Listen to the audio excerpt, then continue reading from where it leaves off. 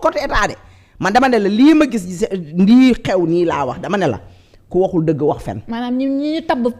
bees inspiré wuñ la confiance maanaam. ci liñ leen di xaar ci jusqu'à présent gisaguñ ko de jusqu'à présent nii man gisaguma lu jëm kër balaa may dee nit ñi di ma woo di ma bind ay message nday bàyyi li ngay wax yow opposition nga nekk lii wóoru lii mais attends dañoo nekk ci dëkk boo xam ne kenn du wax dëgg daal. parce que wala kenn du wax li nga xalaat amoo droit wax li nga xalaat. ñu ci bëri nañoo yaakaar journaliste bi ñemeetu ñoo wax lu ñu xalaat. dañu yaakaaroon ni dafa fuité. quand même c'est pas une audio fuité man maa ko def wax ak Babacar Kawlu la xaw ma dafa am yoo xam ne du l'état man je dis pas l'état c'est la justice qui laisse faire. mënuñoo am suñuy doom ñii dem bango ñii def armée ñii dem lii def ay entraînement dugg ci armée on a des frères policiers on a des frères gendarmes waa jooju xaw ma fu mu jógee ak ku mu doon ñëw toog naan ay jaaykatu banaana ak ay jaaykatu orange la ñuy jël ñoom pour ñoom ñu nekk suñu policier wala ñuy ñu toppatoo ñoom luy taal dëkk bi rek la ñuy wax ay waxi dof ay waxi nonsense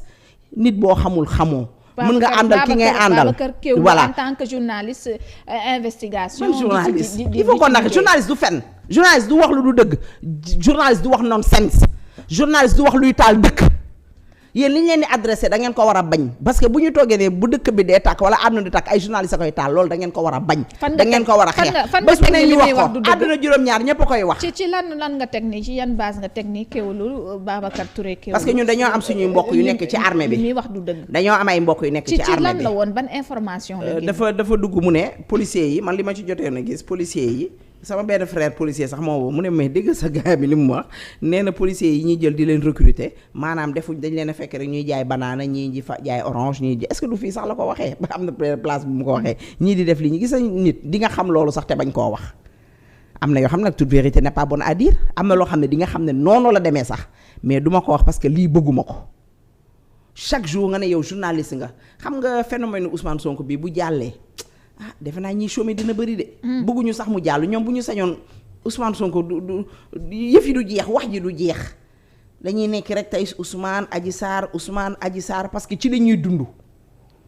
y a des gens qui utilisent Ousmane Sonko. te ñi koy utiliser bëri na. bien sûr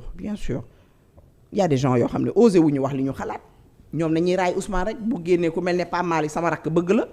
sama benn rakk boo xam ne jusqu'à aller dénigrer liggéeyu jàmm. ce sont des lèches. nga ne par exemple fa laay mën a yem mënuma ci yegg ce sont des lèches. li muy wax te moom temps bi muy jël peut-être dem def investigation indi ay information mbaa da nga bëgg ma limal la dama ne la Babacar le gars qui a bu ba gémminam gi truc comment il s'appelle l'autre là journaliste boobu nee na journaliste la Pape Alé le kii jaay sunguf bi la Babacar Ndiaye xaw ma nan mbay ña xaw ma nu mu tudd kii day jaay ay sunguf la daan jaay léegi day wax ci pétrole télé lañ koy tàllal micro muy wax ci pétrole laa la wax de pétrole ñun ñii nga xam ne sax am na tuuti luñ ci mënuñu cee xuus man maa ngi ci organisation observatoire pétrole gaz maa ngi nuyu suñu président Sayer Ngom ak secrétaire général Souleymane Jules Diop maa nga ca sax te la ma xam ca pétrole ga bëriwul damay lem sama genn bu ñuy wax di déglu di jàng kan la Babacar Ndiaye la tudd def naa paa bi du paa sax au fait phénomène bi am léegi je pense que c'est catastrophique. non il n'est pas journaliste. non dégg nga non waxuma ne journaliste dama ne moom sax dégg ma la jaaykatu sunguf la sunguf lay jaay bi ay reen te nee na lam daan am ci ay vues bëriwul léegi na ba mu duggee ci Ousmane Sonko ba tey day am vues yu bëree bëri la wax. kooku wax na clairement que gis-gisam lay gis non gis-gisu far réew mi il n'est pas journaliste ma ne la gis-gisu réew man ba ma ko xamee ba tey négativité rek lay wax luy taal réew rek lay wax te xamul dara man keroog invité nañ ko ak kenn kuy jaay kuy wax waxu pétrole man bi ma gisee waa ji nangook toog ak man bu doon man la du ma fa toog bu dee débat politique te nee na ay dafay politique mën naa toog waaye pour lu jëm ci lo kaw a kawe ah non je vais pas m'asseoir avec ce gars là quand même pour toog di wax muy wax may wax non bu dee waxi àdduna ak politique werante gi garaawul mais lu day ne pétrole ñu ma ciy laaj man ma jàng ko xam ko nga ma toog ak kooku non c'est catastrophique invité bi nga invité sax kooku nga yàpp lan moo waral nga tas ak Ousmane Sonko ci ba ngeen nekkee jot sama benn Pape Malick maa ngi lay nuyu sama benn rakk sama rakk la sama rakk direct daf may yónnee audio allo waaw yow ndey dangaa war a bàyyi Ousmane Sonko mi ngay kii li la naqari mooy parce que yéen a li la naqari mooy li mu bàyyi coalition Pape Malick dama lay wax ne la Ousmane defuma dara lu ma naqari yow xam nga ma man sa mag laa man ku dul Ousmane sax mënumaa def lu ma naqari man li ma fregee yëngal bëriwut mais nag boo dëkkee cib dëkk da ngay wax li nga xalaat